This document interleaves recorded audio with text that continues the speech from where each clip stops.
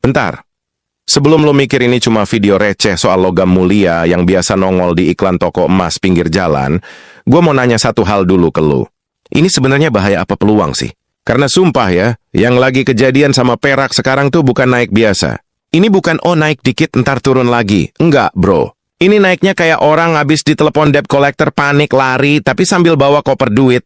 Dunia lagi ribut, tapi ributnya pelan-pelan. Enggak pakai sirin, enggak pakai breaking news tiap jam. Tiba-tiba aja harga perak lompat, investor gede pada gerak, dan orang-orang yang ngerti duit udah pindah posisi. Lo mungkin mikir, perak doang, kan biasanya yang rame emas. Nah, itu dia masalahnya. Justru karena semua orang fokus ke emas, perak ini naik tanpa banyak yang sadar. Harga globalnya melonjak gila-gilaan, grafiknya bukan lagi naik tangga tapi naik lift. Investor global panik tapi sambil senyum. Hedge fund, institusi gede, sampai investor retail luar negeri, duitnya ngalir ke perak kayak air bocor. Dan lu tahu yang paling bikin merinding apa? Mereka masuknya pas mayoritas orang masih mikir perak itu logam kelas 2. Logam murah, logam nanti aja. Sekarang gue tanya jujur, kok kita baru dengar sekarang? Padahal pergerakan ini udah jalan bro, bukan baru kemarin sore. Tapi kayak biasa, berita penting tuh sering kalah sama gosip artis cerai. Dunia lagi nggak baik-baik aja. Inflasi masih ngambang, suku bunga bikin investor was-was, geopolitik kayak bensin ketumpahan korek. Di kondisi kayak gini, duit gede itu penakut, dia nggak suka ketidakpastian. Dan saat emas sudah kemahalan, perak jadi target empuk. Safe haven, tapi masih undervalued, kata mereka. Bahasa kasarnya, masih bisa diperah. Di titik ini biasanya orang mulai denial. Paling bentar doang, paling digoreng. Nanti juga turun. Bro, kalimat itu tuh udah kayak mantra wajib tiap kali ada perubahan besar. Sama kayak dulu waktu orang ngetawain Bitcoin di awal, atau ngeremehin properti pas masih murah. Bukan berarti semua yang naik itu bakal jadi legenda, tapi tiap pergeseran besar selalu dimulai dari fase, nggak dianggap serius. Dan sekarang perak lagi di fase itu, tapi udah telat buat pura-pura nggak lihat. Kalau lu pikir ini cuma soal harga perak, lu salah besar. Ini bukan sekadar grafik hijau atau merah. Ini soal arus duit global yang lagi ganti jalur. Ini soal ketakutan kolektif orang-orang yang pegang triliunan, yang lebih milih parkirin duit di logam daripada percaya sama sistem keuangan yang makin hari makin absurd. Bank sentral cetak duit kayak ngeprint skripsi, utang negara numpuk kayak cucian kotor, dan pasar saham tiap minggu kayak naik roller coaster tanpa sabuk pengaman. Dalam kondisi kayak gini, perak bukan cuma logam, dia jadi sinyal. Dan ini yang jarang dibahas, bahkan sama media. Perak itu beda sama emas. Dia bukan cuma disimpan, tapi dipakai. Dipakai di industri, teknologi, energi, elektronik, artinya apa? Begitu permintaan finansial naik, sementara permintaan industri jalan terus, tekanannya dobel. Supply-nya nggak segampang ngejar. Tambang perak itu kebanyakan hasil sampingan, bukan tambang utama. Jadi pas dunia tiba-tiba lapar perak, ya pasar ngos-ngosan, dan harga, ya lo lihat sendiri sekarang. Coba lo bayangin bro, investor gede udah positioning, negara-negara industri udah mikir stok, sementara mayoritas orang masih mikir perak itu cuma perhiasan emak-emak. Ketimpangannya kerasa banget.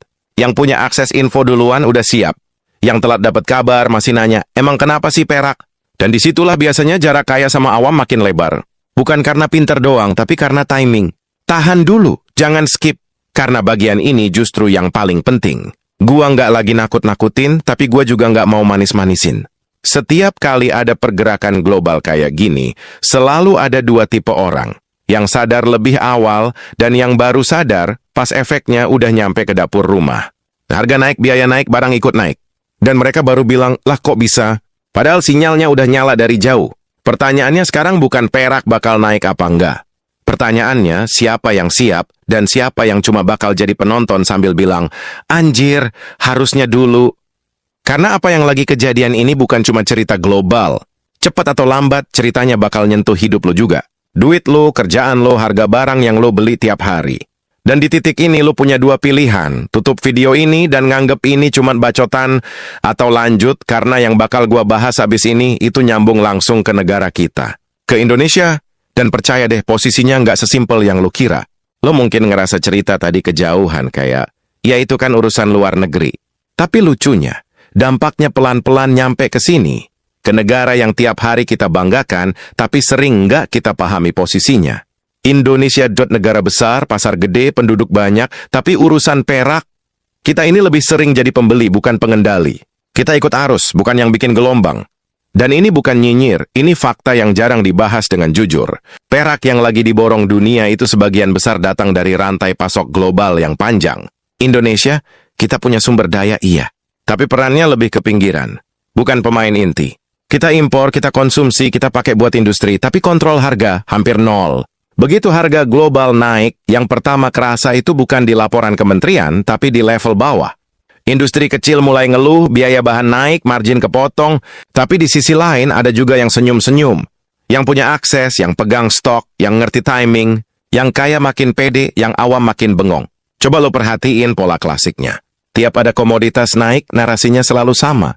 Ini bagus buat ekonomi, ini peluang. Tapi peluang buat siapa dulu? Buat yang udah siap. Buat yang udah punya modal, info, dan jaringan. Rakyat kebanyakan dapatnya apa? Harga naik, barang turunan ikut naik. Dan kalau ditanya, jawabannya sering muter. Katanya pasar global, katanya mekanisme, katanya nggak bisa dihindari. Ujung-ujungnya yang disuruh adaptasi ya kita lagi. Dan di titik ini biasanya orang mulai denial. Lebay, ini cuma perak. Indonesia kan kuat, pemerintah pasti ngatur. Bro, gua nggak bilang kita lemah, tapi gua juga nggak mau pura-pura buta. Literasi finansial kita masih sering kalah sama literasi gosip. Kita baru rame bahas sesuatu setelah viral. Setelah harganya naik tinggi, setelah media besar baru ngangkat. Padahal duit gede tuh nggak nunggu viral. Mereka masuk pas sepi, pas orang masih ketawa. Yang bikin nyesek itu bukan cuma soal harga, tapi soal posisi. Indonesia itu sering ada di tengah-tengah, cukup besar buat kena dampak global, tapi belum cukup kuat buat ngatur mainannya. Jadi kalau dunia panik dan pindahin duit ke perak, kita ikut kena imbas. Kalau harga naik, kita bayar lebih mahal. Kalau turun belum tentu kita kebagian untungnya. Ketimpangan ini halus, bro. Nggak kelihatan di permukaan, tapi kerasa di perut.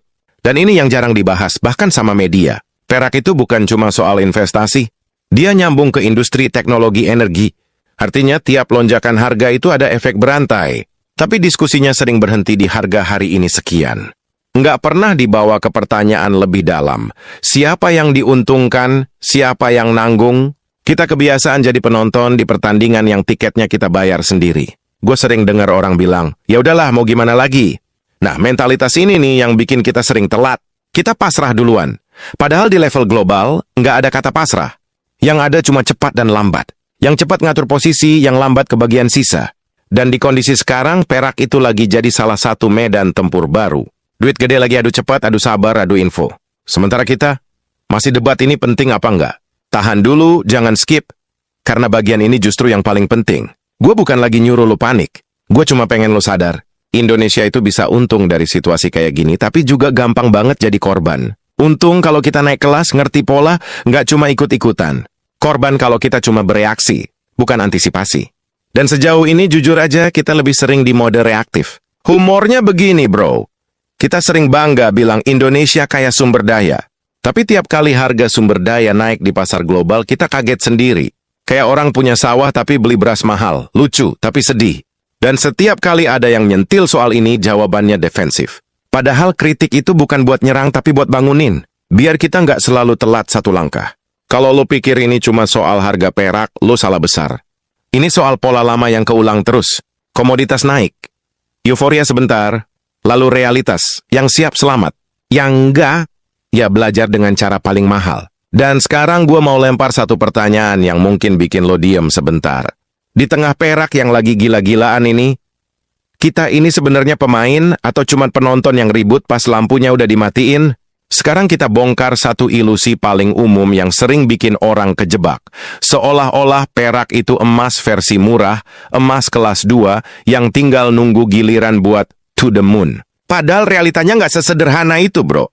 Perak bukan emas kedua, tapi juga jauh dari kata sepele. Dia ada di wilayah abu-abu yang bikin banyak orang salah ambil sikap. Yang satu terlalu ngeremehin, yang satu terlalu berharap. Dan biasanya dua-duanya berakhirnya sektor perak itu keras kepala.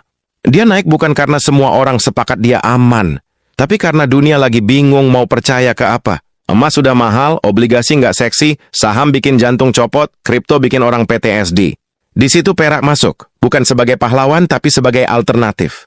Dan yang diuntungkan pertama kali bukan orang yang baru sadar hari ini, tapi mereka yang udah lama mantau, yang masuk pas sepi, yang ngerti kalau pergerakan besar itu selalu dimulai tanpa sorotan kamera.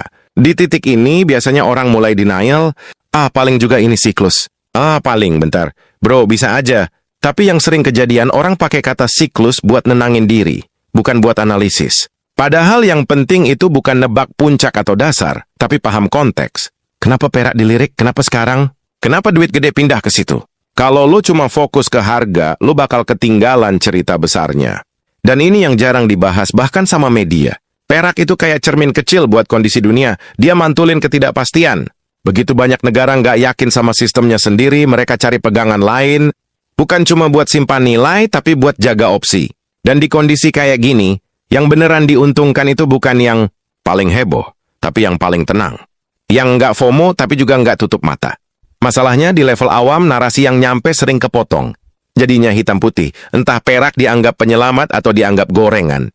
Padahal kenyataannya ada di tengah. Dan orang yang telat masuk diskusi ini sering cuma dapat dua pilihan ekstrim itu. Akhirnya bingung, akhirnya ragu, akhirnya diam. Dan diam itu juga pilihan, bro. Tapi seringkali pilihan paling mahal. Kalau lo pikir ini cuma soal harga perak, lo salah besar. Ini soal gimana cara lo ngelihat ekonomi global. Apakah lo cuma reaktif? Atau lo mau sedikit naik level, ngerti pola, ngerti kenapa duit bergerak ke arah tertentu? Karena dunia ke depan nggak bakal lebih sederhana, justru makin ribet. Dan makin ribet dunia, makin penting buat ngerti sinyal-sinyal kecil kayak gini. Tahan dulu, jangan skip. Karena bagian ini justru yang paling penting. Gua nggak mau ninggalin lo dengan kesimpulan palsu. Gue juga nggak mau jadi motivator yang bilang, ayo cuan. Yang gue pengen cuma satu, lo sadar. Sadar kalau perubahan ekonomi global itu nyata, pelan tapi pasti. Sadar kalau Indonesia itu ada di arus itu, mau nggak mau. Dan sadar kalau jadi penonton seumur hidup itu capek, bro. Perak hari ini mungkin cuma headline kecil buat sebagian orang. Tapi cara kita meresponsnya nunjukin banyak hal. Apakah kita cuma bereaksi pas sudah telat? Atau kita mulai belajar baca arah angin? Karena di dunia yang makin nggak pasti, yang selamat bukan yang paling berani, tapi yang paling siap secara mental. Yang nggak gampang panik, tapi juga nggak sok kebal. Gua tutup dengan satu